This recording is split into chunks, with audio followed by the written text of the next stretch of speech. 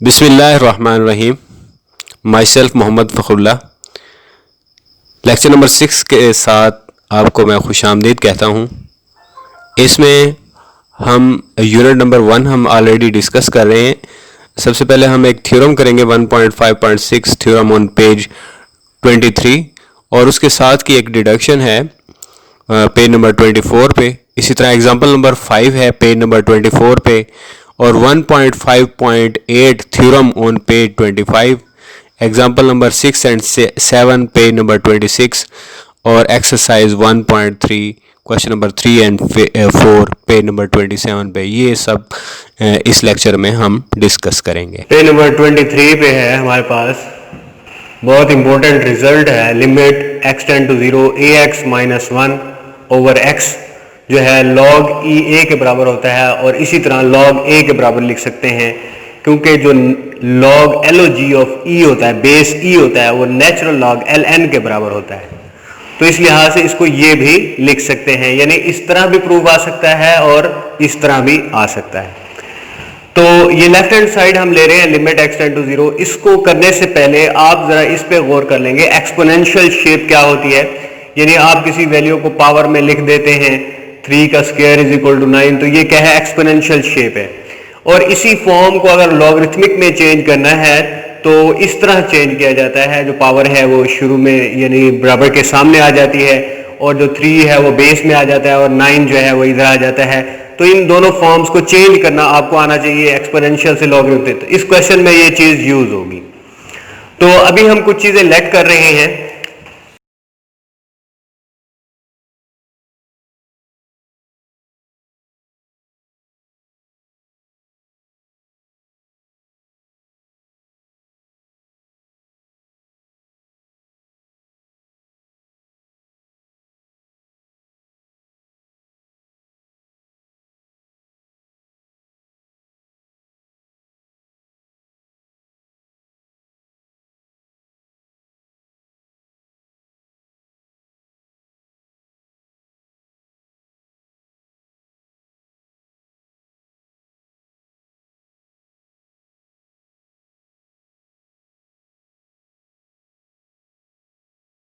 ये हमने लेट किया है ax माइनस 1 की जगह हमने y लेट कर लिया है। ये माइनस 1 उधर जाके क्या हो गया, प्लस हो गया। ये जो शेप मैंने लिखी हुई है ये क्या है, एक्सपोनेंशियल शेप है। इसको इसी तरीके से जो मैंने शुरू में बताया है लॉगरिथमिक शेप में हमने चेंज कर दिया। उसके बाद इक्वेशन 1 से, क्योंकि लिमिट हमारे पास क्या थी, x टेंड टू 0 थी, तो इसीलिए ये y टेंड टू 0 हो गया। अब ये पूरे सिस्टम को जो कि x में था हम इसको किस में चेंज कर रहे हैं, y में चेंज कर रहे हैं। यानी ax माइनस 1 और ये सारा x और जितना भी सवाल था वो x था, अब उसको हमने किस में चेंज कर दिया, y में। यानी पहले लिमिट x टेंड टू 0 थी, अब क्या होगी, y टेंड टू 0 होगी। ax माइनस 1 जो है ये वैल्यू थी, अब ये किसके बराबर होगा, y के।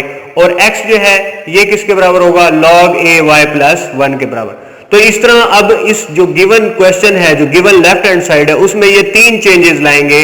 ax माइनस 1 की जगह y पुट कर देंगे, x की जगह log a y plus 1 put कर देंगे और लिमिट x टेंड टू 0 थी, अब क्या हो जाएगी, लिमिट चेंज कैसे हुई, जैसे ये x टेंड टू 0 है और बाय 1 लिखा हुआ है, इसमें x की जगह 0 पुट कर देंगे तो a 0 यानी 1 आ जाएगा और 1 माइनस 1 यानी y की वैल्यू, जब x की वैल्यू 0 होगी तो y की वैल्यू भी 0 होगी।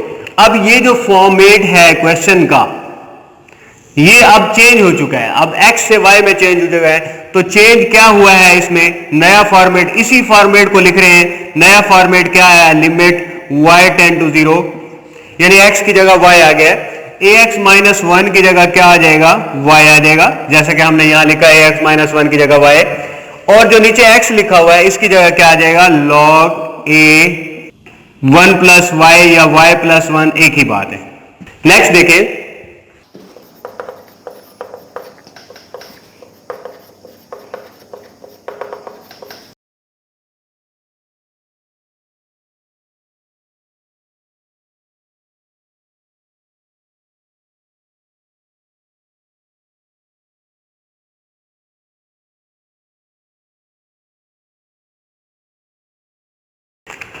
तो ये देखेंगे हम, ये चेंज तो हम कर चुके थे। अब ये जो y है, जैसे ये फर्स्ट प्लेस पे लिखा हुआ है इसे थर्ड प्लेस पे लिख सकते हैं, लॉग के साथ थर्ड प्लेस पे लिख सकते हैं। और log से पहले जो वैल्यू है उसको इसकी पावर में लिखा जा सकता है, यानी ये जो शुरू log से पहले वाली वैल्यू, जैसे यहां मैंने एग्जाम्पल है कि m log of n है तो m को n की पावर में लिखा जा सकता है। इस तरह ये जो 1/y है ये पावर में चले जाएगा। अब यहां पे हम एक रिजल्ट इस्तेमाल करेंगे।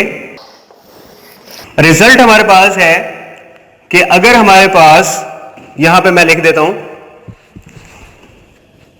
लिमिट x टेंड टू 0 हो, 1 प्लस x और 1/x हो, तो ये चीज किसके बराबर होती है? e के बराबर होती है। ये हमने इस थ्योरम के ऊपर ही यानी पेज नंबर 23 पे डिडक्शन में हमने पढ़ा है। इस चीज को यहां पे इस्तेमाल करेंगे।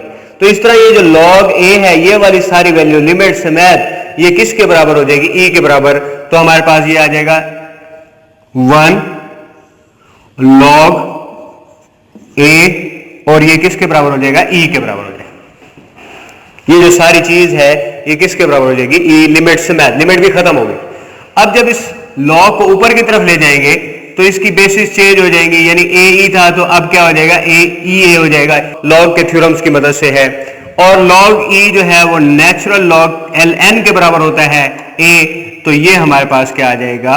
राइट हैंड साइड, यानी ये हमारे पास हेंस प्रूव्ड हो गया। थ्योरम बहुत इंपॉर्टेंट है।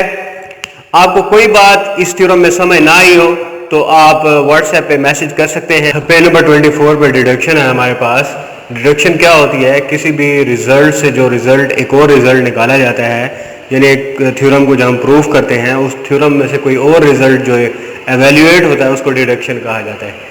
तो इसमें हमने प्रूफ करना है कि लिमिट x टेंड टू, यहाँ पे e लिखा हुआ है, e(x - 1) x is equal log e e, यानी किसके बराबर होता है? 1 होता है। जब बेस और ये वाली वैल्यू सेम हो तो ये आंसर क्या होता है? 1 के बराबर होता है। तो सबसे पहले हम जानते हैं पिछला थ्योरम जो हमने किया है उसके मुताबिक limit x tend to 0 ax - 1/x is equal to log e a के बराबर होता है। तो इसी इक्वेशन में जो इक्वेशन नंबर 1 है इसमें a की जगह e पुट कर देंगे। तो जब a की जगह e पुट करेंगे e(x - 1) और log e e हो जाएगा। तो log e e जो है ये किसके बराबर होता है? 1 के बराबर, यानी बेस और वैल्यू सेम हो तो आंसर क्या होता है? 1 के बराबर होता है। तो ये हमारे पास डिडक्शन थी। पेज नंबर 24 एग्जाम्पल नंबर 5 है हमारे पास, पार्ट ए है। इसमें इस क्वेश्चन में हमने हर लिमिट को e की सूरत में एक्सप्रेस करना है। ये हम फार्मूला याद रखेंगे, ये हमने थ्योरम भी प्रूफ किया है। Limit n tend two plus infinity हो 1 + 1/n और इसकी होल पावर n हो तो ये e के बराबर होता है। तो इस लिहाज से हम इसको प्रूफ करेंगे। तो यहां पे ये जरूर याद रखेंगे कि जैसे यहां पे 1/n है तो ऊपर पावर में क्या है? n है, यानी जो वैल्यू यहां पे है उसका रेसिप्रोकल ऊपर है।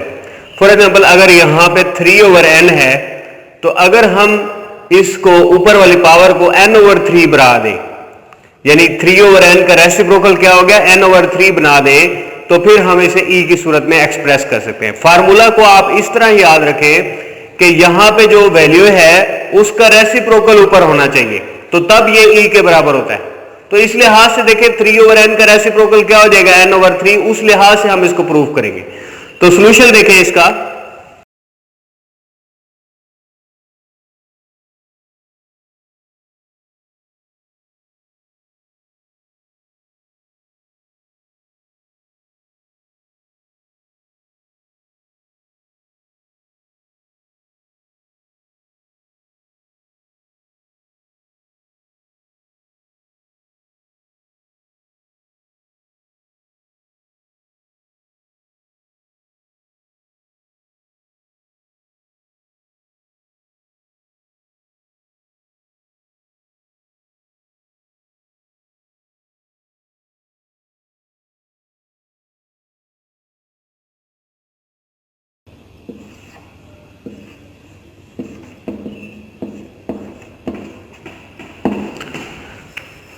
अब जैसे कि मैंने कहा है कि 3/n है तो इसका रेसिप्रोकल क्या होना चाहिए? n/3। तो 3 से हमने डिवाइड किया, 3 से हमने मल्टीप्लाई किया पावर को।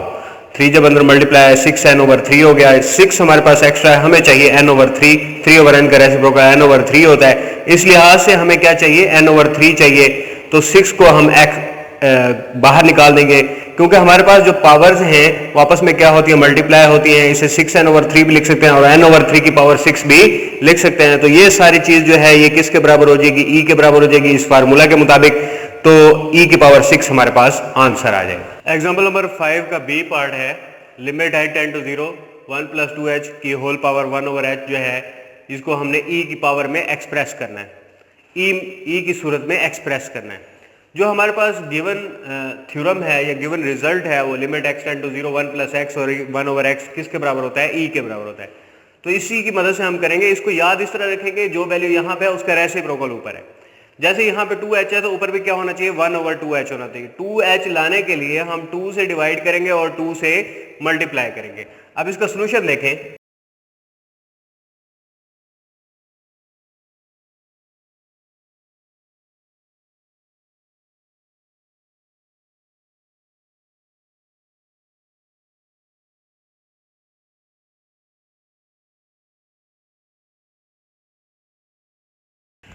अब इसमें देखें कि हमने 2 से डिवाइड और मल्टीप्लाई किया।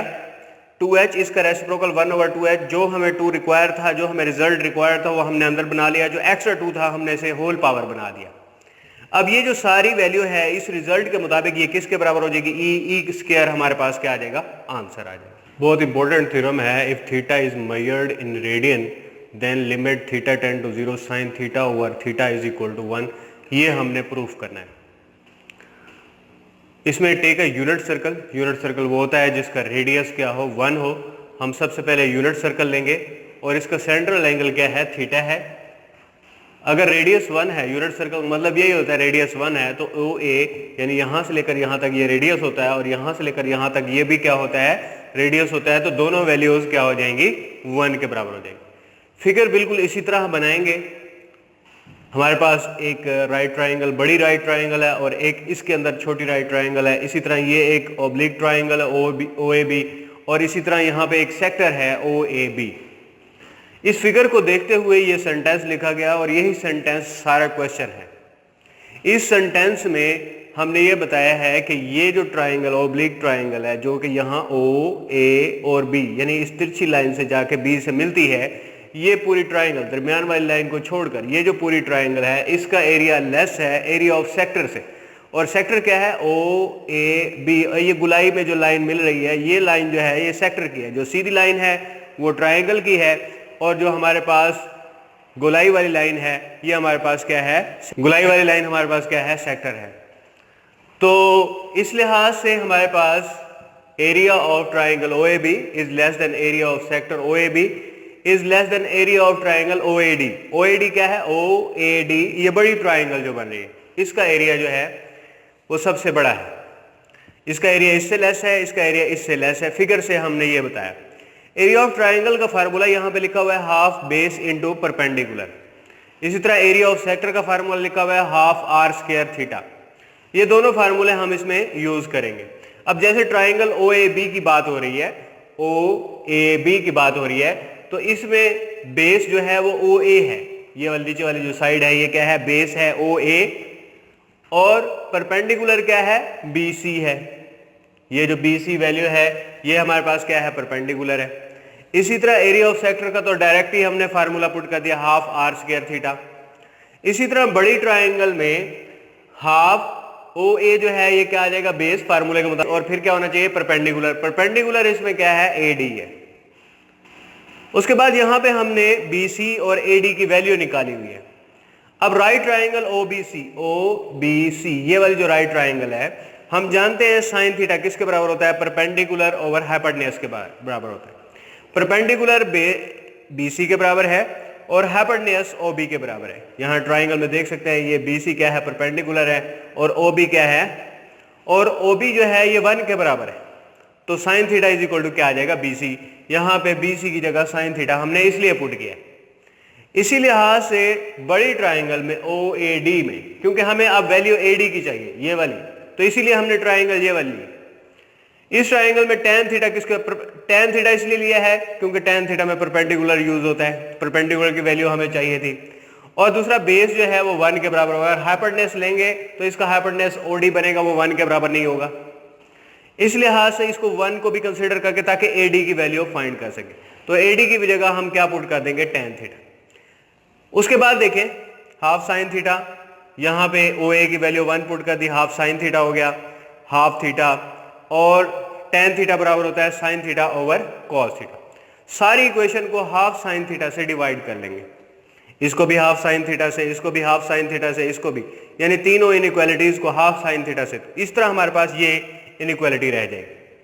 उसके बाद देखें कि जब हमारे पास ये वैल्यू आ चुकी है 1 इज लेस देन, अब इसको रेसिप्रोकल अगर लेंगे, जहां लेस लिखा हुआ है, अगर हम इसको यानी कि रेसिप्रोकल ले लेते हैं, यानी जो वैल्यूज है उसको पलट देते हैं, तो लेस है वो ग्रेटर में चेंज हो जाएगा। उसके बाद साइड्स चेंज करेंगे, साइड्स चेंज करने से भी यही होगा, ग्रेटर जो है वो किस में चेंज हो जाएगा, लेस में चेंज हो जाएगा। और यहां पे लिखेंगे कि अगर थीटा 0 होगा, यहां पे अगर थीटा की जगह 0 पुट कर देते हैं तो कॉस थीटा क्या होगा, 1 होगा। अब ये जो साइन थीटा ओवर थीटा है, ये हमारे पास इन दो वैल्यूज के दरमियान क्या है, सैंडविच।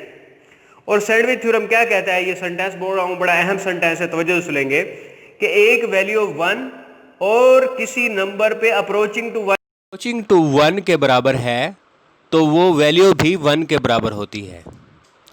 जैसे कॉस थीटा 1 के बराबर है जब थीटा 0 हो, तो इसी लिहाज से 1 और एक वैल्यू जो अप्रोचिंग टू 1 के बराबर है किसी ख़ास लिमिट पर, तो उसी लिमिट पे दरमियान वाली वैल्यू भी 1 के बराबर होती है। तो इस तरह ये प्रूव होगा। तो ये हमारे पास थ्योरम है, limit theta tend to 0 sine theta over theta 1 के बराबर है।